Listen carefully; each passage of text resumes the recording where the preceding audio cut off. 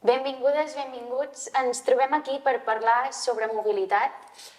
Tenim avui en Raül Valls. Jo mateix, membre de Salvem les Valls. I jo, que soc a la Coral Molí, soc estudiant d'Enginyeria Ambiental a la UPC. Llavors, parlarem primer de tot sobre la problemàtica que ens ha portat a estar els dos aquí, que és mobilitat, tant en àmbit urbà com en àmbit comarcal. Actualment, una de les mobilitats més generalitzades al territori és mitjançant transports amb motor que utilitzen combustibles fòssils i alhora està molt generalitzada la pràctica de l'ús de cotxes, vehicles privats individuals. Llavors, entenem que la mobilitat com a quelcom quotidià que tothom utilitza ens afecta en molts àmbits de la nostra vida, també, no? És a dir, en àmbit social, econòmic, sobretot en medi ambient, salut, etc. Llavors, el que hem vist i el que està sobre la taula actualment és una crisi ambiental que afecta i està generalitzada al planeta. I sabem que la mobilitat és una de les causes que l'afecten i que la provoquen. Llavors, m'agradaria saber, primer de tot, quin és el transport que hem de prioritzar i quins plans de mobilitat estan sobre la taula per poder revertir aquests efectes negatius. Bé, primer de tot crec que has fet una bona connexió entre el que és la mobilitat i no només la mobilitat de les persones. Jo crec que també hem de tenir en compte tot el que és l'àmbit del transport de mercaderies, que també és molt important i també, com bé dius, està generant uns impactes que quan parlem de crisi climàtica, quan parlem de crisi energètica i quan parlem de crisi de la biodiversitat, o sigui, de totes aquestes afectacions, evidentment que el com ens movem i amb què ens movem i un concepte que seria la hipermobilitat que hem viscut les darreres dècades estan afectant.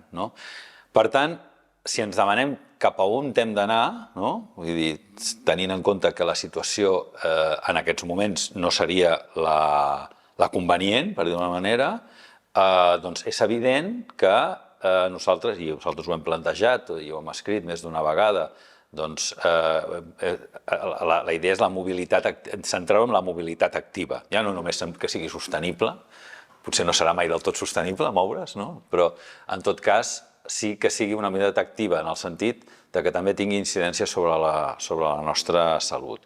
I aquí és evident que en marcs territorials que tinguem clars, definits, i per exemple, no sé, fins i tot ha aparegut a París la idea de la ciutat dels 15 minuts, de la possibilitat de tenir la major part de les teves activitats quotidianes, que són el treball, l'estudi i, evidentment, tot el que serien les activitats de reproducció, de comprar, d'anar, el que necessitem en un espai proper. Perquè quan parlem de mobilitat activa, ben bé com ho definiríem? Ho definiríem com que aquella mobilitat que es basa en caminar, bàsicament, com quan ens movem caminant o quan ens movem amb el transport bicicleta, patí, i també, en certa manera, encara que no sigui activa directament entesa com que és bona per a la nostra salut, i jo crec que això és un element molt important, també, evidentment, quan utilitzem el transport col·lectiu. Crec que aquestes tres potes serien les que definirien quin és el model de mobilitat que hauria de ser majoritari. Això no vol dir que desapareguin. A vegades ens pensem que desapareguin els cotxes. Els cotxes no desapareixeran, no desapareixerà el transport de proximitat amb furgonetes o amb d'allò, altres coses que siguin elèctriques, que tal, perquè hem d'anar cap aquí. Però el problema és en quin percentatge la gent en aquests moments, en ciutats d'un tamany que seria possible caminar o que seria factible anar en bicicleta, doncs potser s'està utilitzant el cotxe. Clar, en el cas estatal tenim un exemple, crec que és molt bo, que és el de Pontevedra. Més o menys, de quines dimensions és la ciutat i com s'han organitzat? Doncs bueno, sembla que estem parlant d'una ciutat d'uns 60-70.000 habitants aproximadament, amb unes dimensions...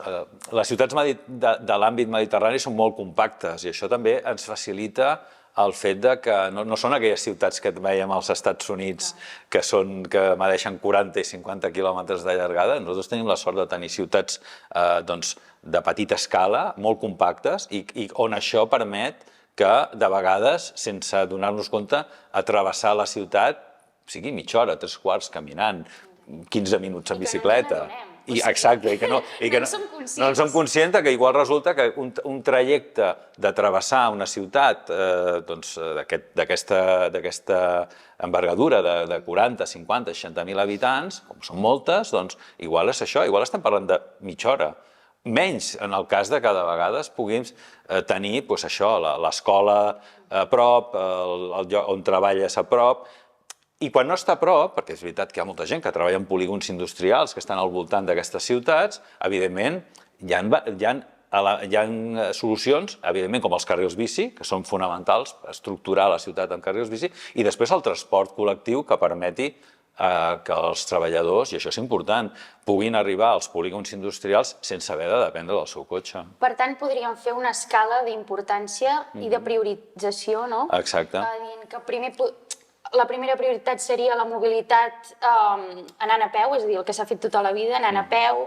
Després podríem dir la bici, els patinets, etc. Sí. I després ja aniríem per al transport públic. Correcte. I com a últim lloc hauríem de donar lloc al privat. A veure, com he dit al principi, el cotxe seguirà existint. La qüestió no és que desaparegui, perquè sabem que no serà així, però que segurament si una ciutat es planteja fer actuacions per afavorir el caminar, per afavorir la bicicleta i per afavorir el transport públic, pot limitar molt.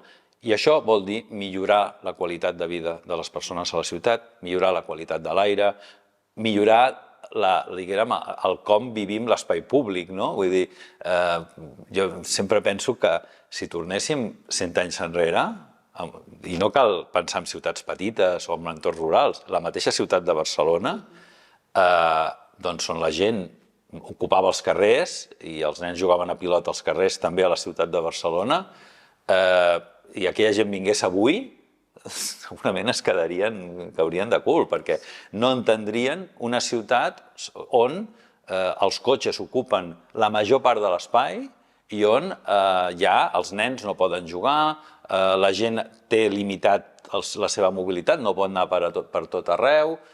Tot això, evidentment, sense renunciar a que hi hagin cotxes, és bastant millorable. Jo crec que hem de revertir moltes coses i les ciutats han de convertir-se en espais per les persones, no pels cotxes. Aquest punt que has mencionat és molt important, crec que és el revitalitzar la ciutat, o sigui, donar-li vida a un lloc on no se n'hauria hagut de treure mai, perquè és el nostre lloc, no? Sí, sí. Per tant, sí que és cert que potser la visió que es té de les zones més rurals de Catalunya és que allà la gent juga a pilota, els nens van pel carrer, però en el cas d'Olot, per exemple, que el coneixem molt proper, això no es veu.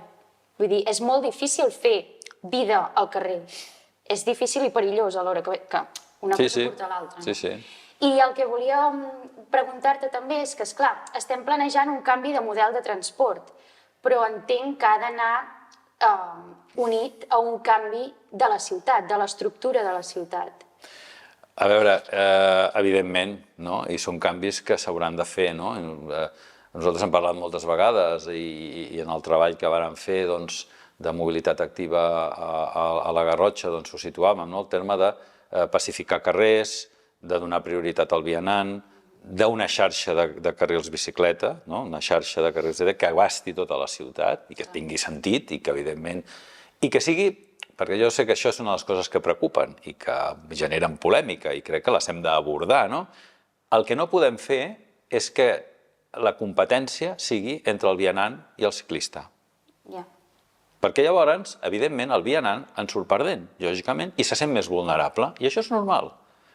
Tu situes en un carrer peatonal el trànsit de bicicletes amb gent caminant, doncs tindràs una fricció, tindràs un problema, perquè lògicament uns van més de pressa, i a part de tot, sobretot la gent gran tindrà que amb menys capacitat de reacció a vegades se sentirà vulnerable. Per tant, jo crec que això ho hem de tenir clar, que la bicicleta no ha de competir amb el vianant. El vianant ha de tenir el seu espai i l'ha de tenir amb tranquil·litat. La bicicleta amb qui ha de competir és amb el cotxe. O l'espai se l'han de repartir entre el cotxe i la bicicleta. Per això, en molts casos, hem estat crítics respecte al fet que els carrils bici vagin sobre les voreres. Perquè això és agafar aquell espai que ja és per les persones, que permet anar tranquil·lament, que la persona que té una mobilitat reduïda pot anar de forma folgada, no ha d'anar al carril bicicleta per damunt ha d'anar per la calçada i ha de competir amb el cotxe. I el cotxe és el que se li ha de reduir espai i, evidentment, això també vol dir reduir velocitats. Ara tenim el 30 km per hora. Això és important, perquè també és una qüestió d'estils de vida, i això vol dir que potser hem d'anar una mica més a poc, que potser hem de començar a pensar que en determinades distàncies, d'anar a 30 a anar a 60, estàs guanyant minuts, o ni això, i que no té massa sentit.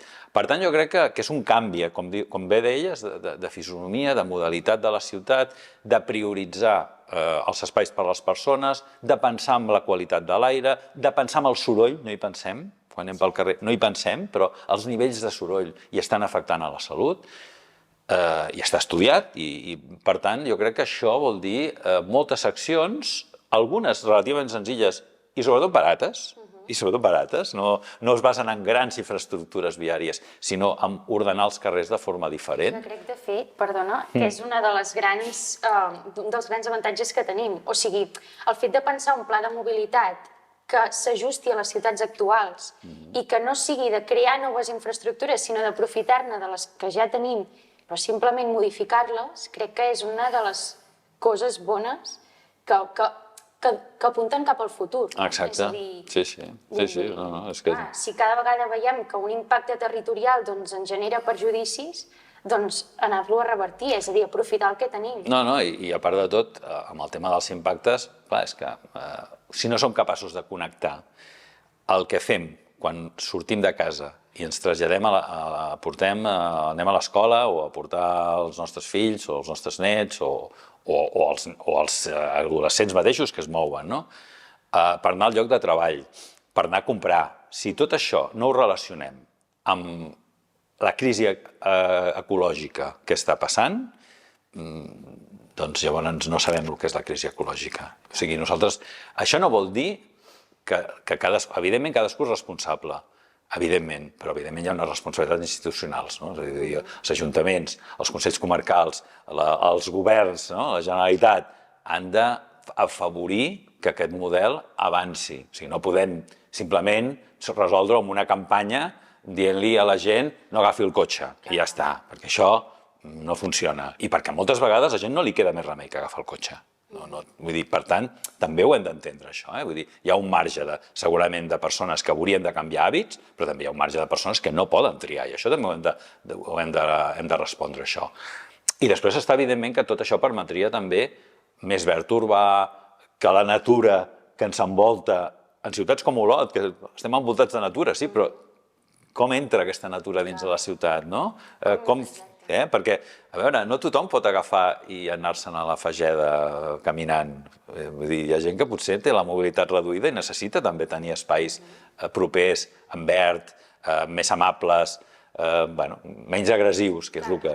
I això és completament aplicable en els casos de ciutats més grans com Barcelona, que realment de parcs, comparat amb altres ciutats europees, n'hi ha pocs. És a dir, és una ciutat molt grisa. Ha estat una ciutat que ha tingut una mancança brutal de verd urbà, i que a vegades això suposa que quan arriba el cap de setmana la gent té més necessitat de sortir. O sigui, llavors massifica els espais naturals, no? Vull dir que també és un peix que es mossega la cua en negatiu. Vull dir, per tant, si una ciutat com Barcelona, o com moltes altres de Catalunya, tenen espais més pacífics, espais verds, on la gent pot anar a passejar, on els nens poden jugar, probablement doncs no serà tan necessari aquesta mobilitat de cap de setmana que cada setmana veiem que s'atura les carreteres, que hi ha espais naturals que queden col·lapsats, que també té molt d'impacte, que també pot alterar la vida de les zones rurals. Vull dir, moltes coses que diem a vegades ens queixem, però diem, bueno, però és que el que necessitem són models de ciutat més amables, més pacífics, vaja, adaptats a la transició ecosocial que hem de fer i que haurem de fer. Clar, i adaptats a l'animal que som, al cap i a la fi. Perquè això també ho oblidem moltes vegades, és a dir, som animals, necessitem de la natura constantment i cada dia. Correcte, som part de la natura, no som els éssers humans i la natura, formem part de la natura, som natura, som part del teixit de la vida, i a vegades això ho oblidem, i ho oblidem sobretot quan hem construït ciutats com les que en aquests moments tenim. Bé, ara que hem comentat una mica l'àmbit urbà, estaria bé també comentar el regional, perquè han sortit propostes interessants als últims temps, com per exemple el transport a demanda, que en realitat no és inventar la sopa d'all, però sí que és interessant comentar-la i reivindicar-lo perquè hi ha zones rurals que en depenen i crec que és una proposta interessant. Bueno, jo crec que aquesta proposta ha estat molt encertada, perquè permet que en zones disperses, zones rurals disperses, la persona tingui una opció. I això és molt... Jo crec que tenir una opció, de dir, escolta, poder no tenir cotxe quan un viu en una zona rural en dispers, crec que hauria de ser el que ens hauríem de plantejar com a societat. Vull dir, evidentment hi ha l'opció de tenir cotxe. Cada cop és més car, cada cop costa més la benzina, cada cop costa més les reparacions, cada cop, si tenir un cotxe té un cost. Per tant, no tenir-lo crec que pot ser una opció que la persona ha de poder tenir, com no tenir carnet, vull dir, al final. I per tant, crec que el transport a demanda ha de ser el futur de les zones rurals i sobretot aquestes zones rurals que tenen una major dispersió de cases i de nuclis. I ara que parlàvem del transport a demanda, que pot permetre una reducció dels vehicles privats, clar, estem d'acord que actualment encara la majoria dels cotxes van amb, cotxes o el que sigui, els vehicles que siguin, van amb combustibles fòssils. Llavors, sabem que les energies renovables tenen defectes, que alhora no les fan del tot sostenibles, però sí que a curt termini i a mitjà termini està comprovat que una adaptació d'aquestes energies en el nostre dia a dia sí que podria reduir moltíssim les quotes de contaminació que tenim actualment. Llavors, per tant, apostem per als vehicles sostenibles? A veure, jo crec que el debat sobre el cotxe elèctric és un debat molt interessant i que hi ha que abordar-lo i que crec que hem de ser realistes. La possibilitat que a vegades es planteja de substituir tot el parc automobilístic per cotxes elèctrics no és possible. No és possible, entre altres coses, perquè també els cotxes elèctrics depenen d'uns materials que també tenen els seus límits en l'extracció. Que, a més, també amb aquest extractivisme a partir d'aquests materials també estem impactant el medi ambient, també estem afectant a territoris on la gent que hi viu resta subordinada moltes vegades o ha de patir els impactes de l'extracció de cobalt, de liti, de tot un seguit de metalls que són necessaris pel cotxe elèctric. Després és evident que hi ha una qüestió que és molt clara, la diferència entre les energies fòssils i les energies renovables.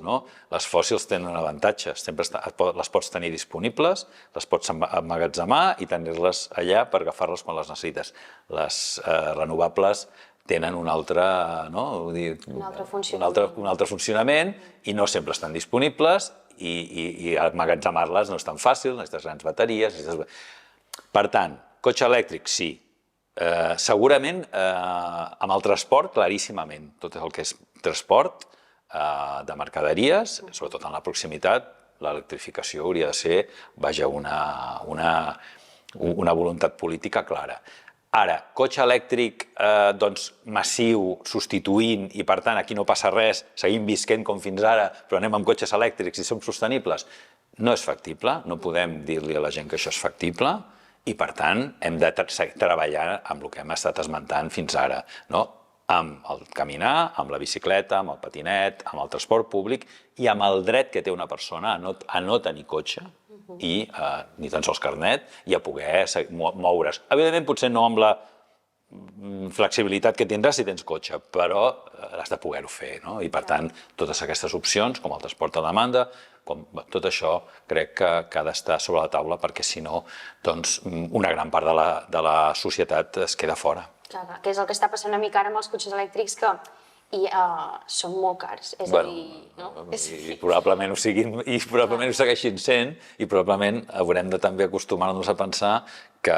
I altra cosa és les conseqüències socials d'això, no? De que tampoc podem acceptar que només una minoria privilegiada tingui cotxe. Però això és un altre debat, Això seria un altre debat. Però en qualsevol cas, sí que és veritat que no podem dir-li a la gent, com a vegades hem escoltat, que la solució al canvi climàtic és el cotxe elèctric, perquè estem enganyant i estem agafant, i a més, vaja, no és realista.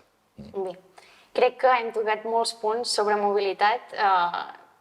Personalment m'ha agradat molt compartir aquesta conversa amb tu. Igualment. I espero que la puguem allargar i repetir un altre dia. Moltes gràcies.